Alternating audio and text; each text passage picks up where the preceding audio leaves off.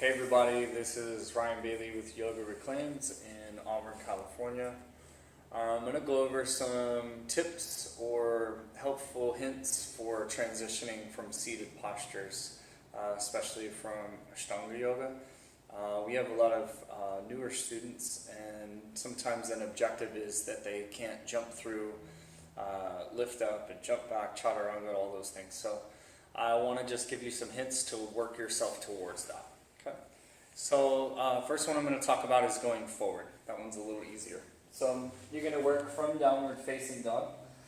My recommendation, you can use this in kind of like as a scale to work to step over the top of the mat right to a cross-legged position. So getting to there. That's going to be like one of the steps. Some people are even, like can't step very far, Ideally, to take care of the wrist, keep the hands flat and just keep working yourself around. I'd rather see you sit back behind your hands and stay grounded instead of coming up and lifting the hands. It's not really good for the wrist, especially if you're going to do it over and over again. So one of my rules is to keep the hands flat. Okay. So it'd be a step forward, cross, cross, and then the next step is hips go down, head up. And that's just working with the leverage of the body. Then you would extend the legs and move into the posture, whatever it is. The next step would be kind of taking a little jump, controlled jump towards that position. So that'd be from here, hands here, and now I'm going to jump to the cross-legged position. So I'm going to bend the knees a bit, try to land light, hands stay flat, and then I'll work this. If I get close enough, I can draw the knees forward. I can keep pressing the floor and do a little pickup. So a lot of that transition is swinging the body underneath the shoulders, almost like a swing set. The other thing I want to offer that I didn't mention earlier was that in this practice specifically, it's a roadblock for a lot of people saying, oh, well, I can't do that, so I'm not going to do the practice. Nobody, as far as I'm understanding, is saying that if you can't float through to seated or float back to chaturanga, that you can't do the practice. I'm finding really clearly that this practice honestly has a lot more freedom and flexibility than people think. So I'd really love to see more and more people doing it, so this is why I'm hoping this helps.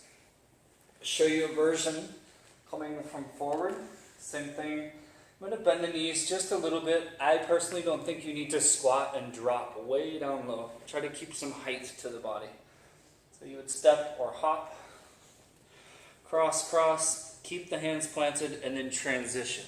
The legs are coming forward and through, head up, and then sit. Legs up. Whatever the seated posture is from there.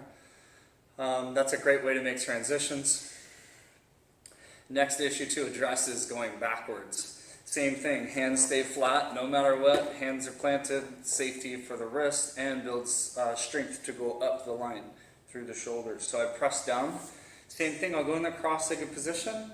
Maybe, I see a lot of people pull the feet back, plant the hands. Maybe at first when you're very new starting, it might be a stepping stone. You have to meet yourself where you are eventually.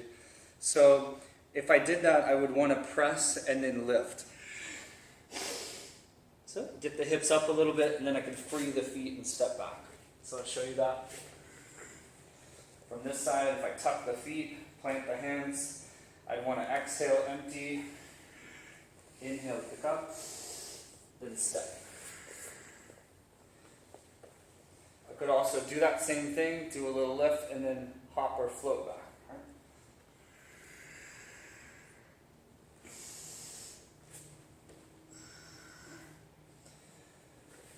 The next stage from there would be working the pickup, and usually when we do the pickup, the knees want to go wide, the feet want to stay heavy, so I will work the crawl through. It's just kind of dirty business that really helps you build strength. Doesn't need to look pretty, you just need to do the work controlled.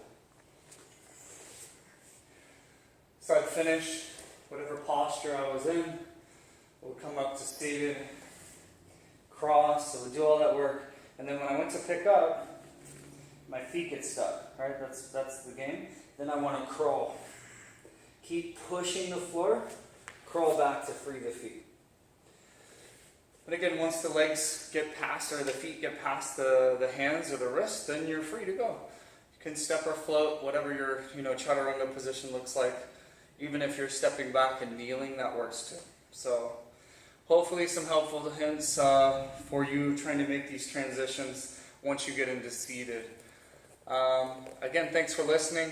Please feel free to subscribe to the channel.